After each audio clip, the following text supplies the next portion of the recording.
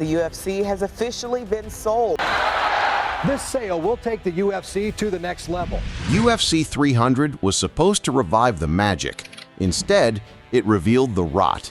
No McGregor, no Jon Jones. Conor's long-teased comeback with Michael Chandler keeps evaporating. Chandler even tweeted a new Oct 25 date on May 29, 2025, and fans just rolled their eyes. No chaos, no spark. The biggest card of the year felt like a corporate retreat with cage fighting wallpaper. The UFC pulled in over $1.4 billion last year, and yet fans across Reddit and Twitter had the same energy. Wait, who's even fighting tonight? Guess I'll watch if I remember. Is Power Slap still a thing? So what happened? This isn't a story about one bad fight card. It's the story of how a blood-soaked empire sold its soul for stock prices, and why your favorite sport might never feel the same again. But real quick, if you grew up watching Pride, cried when GSP retired, or missed when press conferences had actual beef, tap like, smash subscribe, and body slam that bell like it just insulted your country. Let's rewind the chaos. Back in the day, MMA wasn't just fighting. It was drama, it was warfare, it was religion. GSP versus Josh Koscheck, that wasn't just a matchup. That was Canada versus chaos. One guy walked in like a samurai, the other like a frat bro with a grudge and no mute button. This fight is about Josh Koscheck knocking out George St. Pierre and off 23,000 French Canadians. Anderson Silva versus Chael Sonnen, comic book level storytelling. Chael ran his mouth so hard he could have talked a bear out of hibernation. Silva? Silent, lethal, alien. First off, I offer absolutely zero apologies. And secondly, listen guys, if you're not willing to go too far, you will never go far enough in life. And I don't care. I don't promote fights, I pick fights. I'm like Jon Jones, I sound like Sean Combs, and I got trombone-sized stones like John Holmes.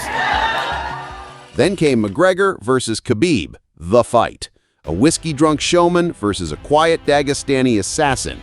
Trash talk met prayer rugs. The octagon became a cultural battlefield. And back then, the glue holding all of this together? Dana White. The promoter, the hype man, the bald Voltron of fight culture. He wasn't just selling fights, he was selling stories. Standing at every weigh-in, screaming from every presser, fighting for the UFC like it was oxygen. You remember that clip? I have no hobbies, no interests, this is all I do.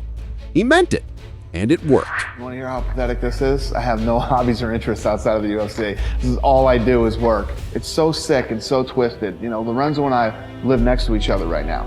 So all we do is, you know, if we're not at work, we're talking about work on the phone, or we're at each other's house working, and now he's moving. And we're talking about me moving because he's moving so that we still live. That's how sick this is. The Ultimate Fighter launched Legends. ESPN invited Chuck Liddell on Good Morning America. We were watching something grow. But today, something feels hollow. Fights blend together. Hype feels fake. And Dana? He's off slapping people for TikTok views. Oh man, this is gonna suck. Welcome to the welterweights. Oh. You want to know how we got here? It's simple. Profit over passion. In 2019, the UFC locked in a $1.5 billion deal with ESPN. And just like that, the goal shifted. It wasn't about making the best cards anymore. It was about making weekly ones. Quantity over quality. A fight every Saturday, whether you care or not. And each pay-per-view now costs $84.99 on ESPN+, up 30% in 3 years. So fans pay more for cards they barely remember. And instead of gladiators battling in sold-out arenas, we got fighters punching air in a silent box called the Apex.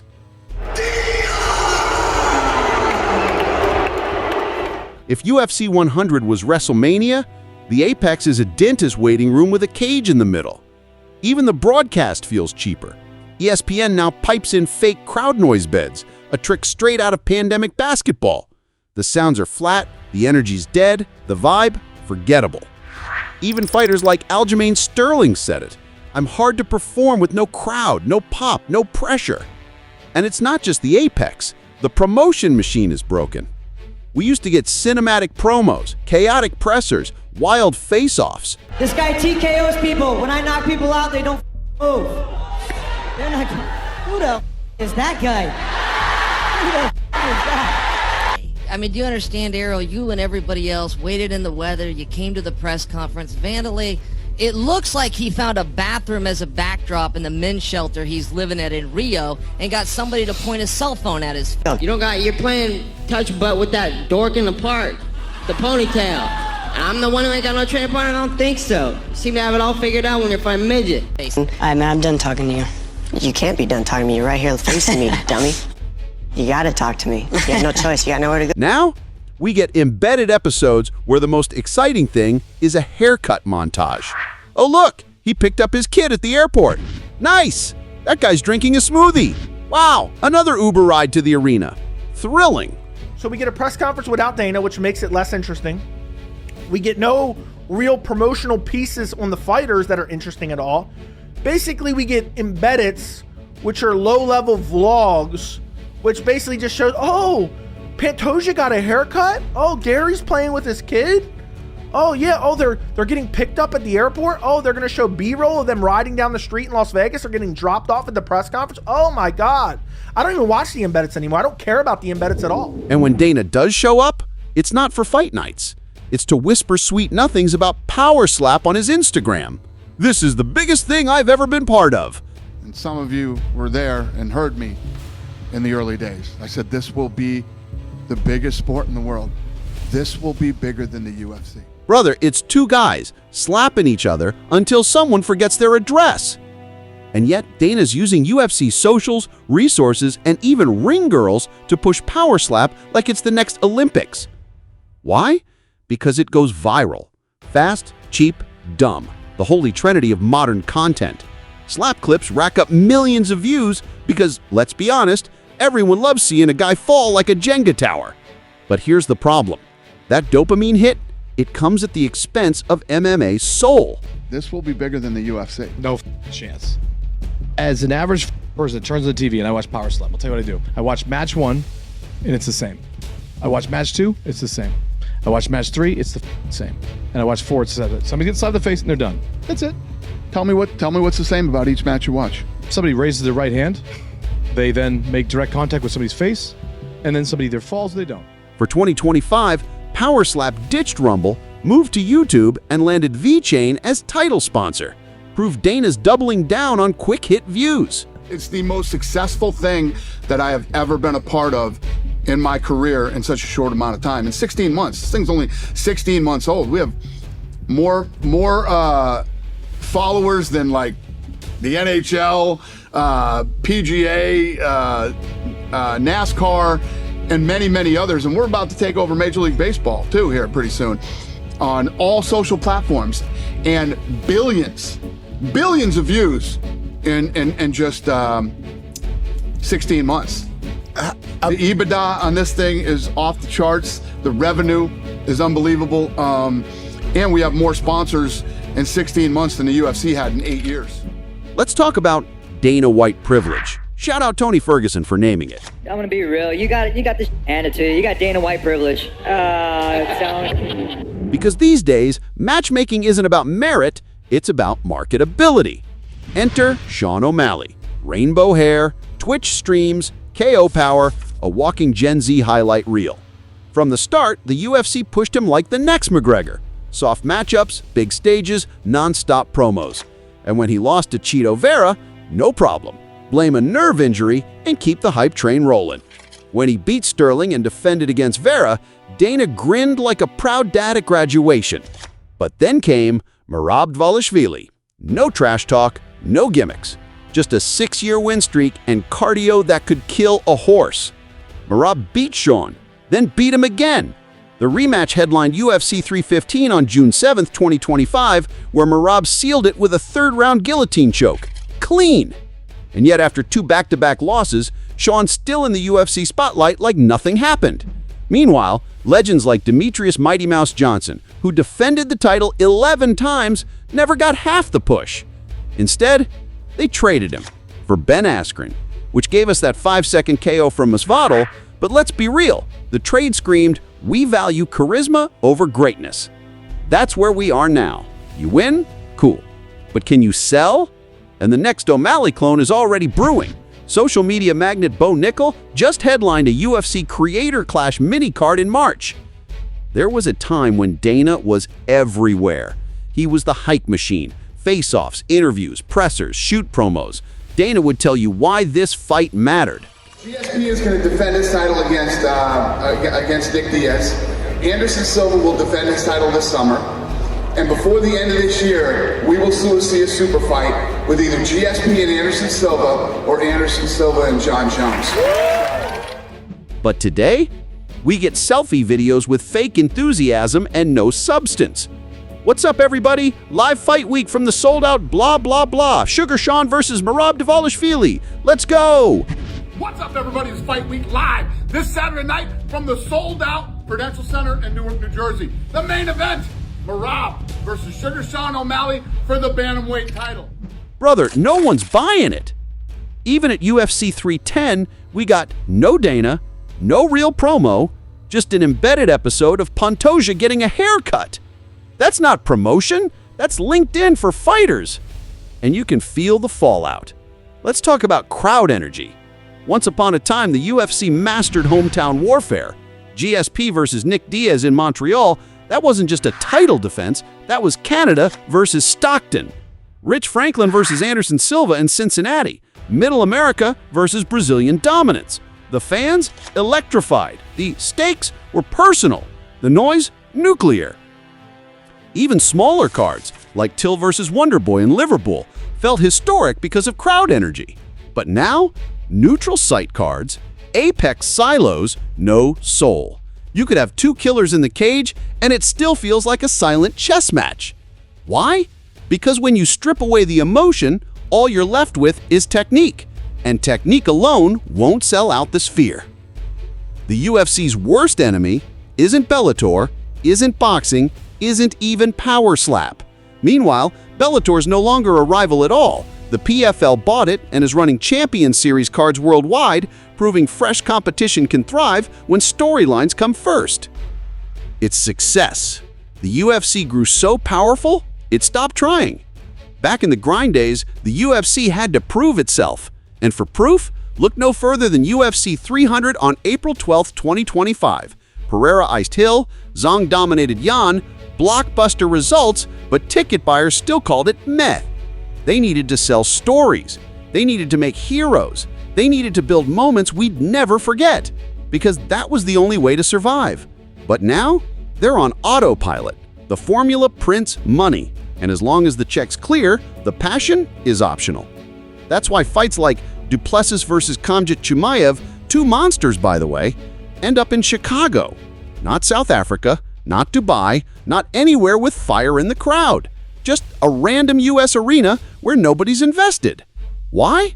Because Chicago sells more tickets, even if it kills the vibe. The bout is now official for August 16, 2025 at United Center, UFC 319. Chicago cash over South African chaos. Remember The Ultimate Fighter? That show was pure chaos. Room full of hungry fighters, trash talk, fistfights in the kitchen, and at the end, a UFC contract and a storyline baked from scratch. It gave us names like Griffin, Bisping, Ferguson, Nate Diaz. It wasn't just cheap reality TV. It was blood-stained boot camp for legends.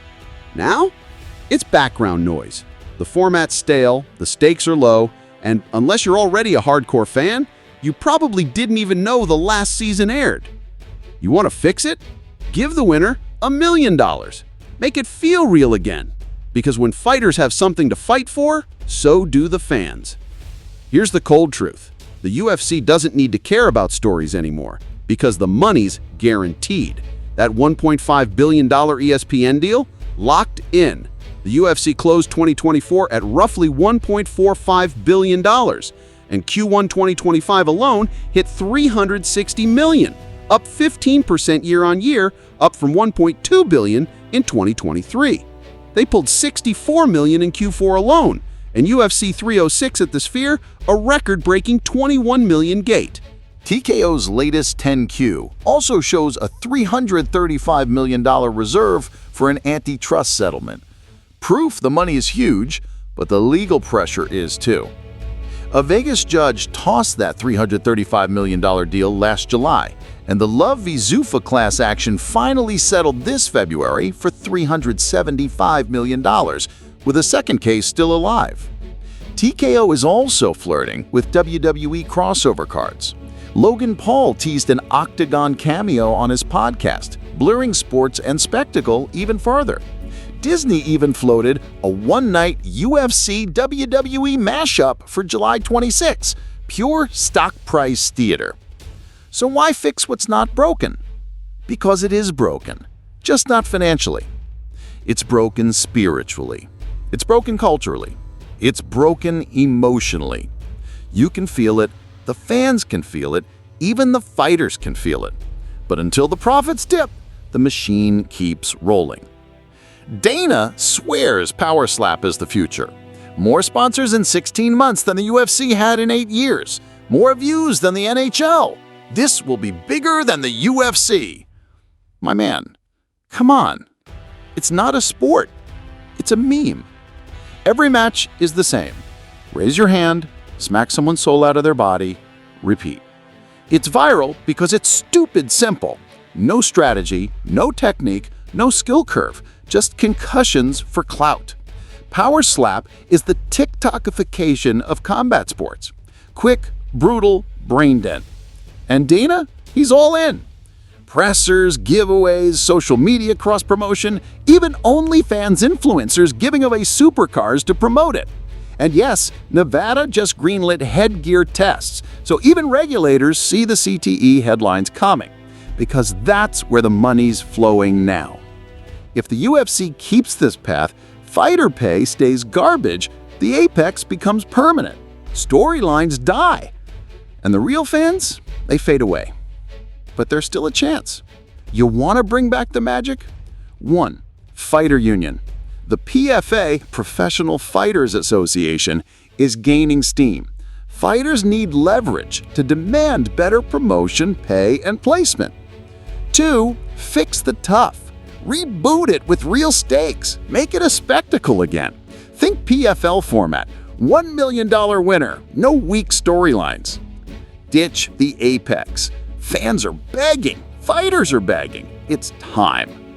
Tell better stories. Bring back true villains. Build rivalries that mean something. Let us pick sides again.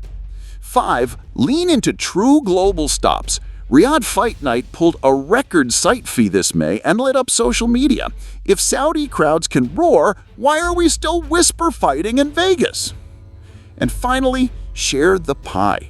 Revenue split transparency could end the endless fighter pay headlines before they snowball into a full-scale union vote. Because this isn't just about selling fights. It's about making us care. The UFC isn't dead. It's just bored. And boredom kills culture faster than bad numbers ever could. This sport was built on passion, on grit, on chaos, on heartbeats that shook the cage. Now, we get stockholders watching highlight reels on mute. And if Power Slap becomes the future, MMA as we know it is gone. The UFC isn't dying, it's rotting. Slowly, silently, profitably. And maybe you're still watching, maybe you're not. But if this continues, what are you really fans of? TikToks with brain trauma? Or the greatest combat sport ever created? You tell me. Drop a comment with your breaking point. What was the moment you stopped caring? And if you're still holding out hope, tap like, smash subscribe, and send this to someone who still remembers when MMA meant more than money. Until next time, stay sharp, stay passionate, and stay in the fight. Peace.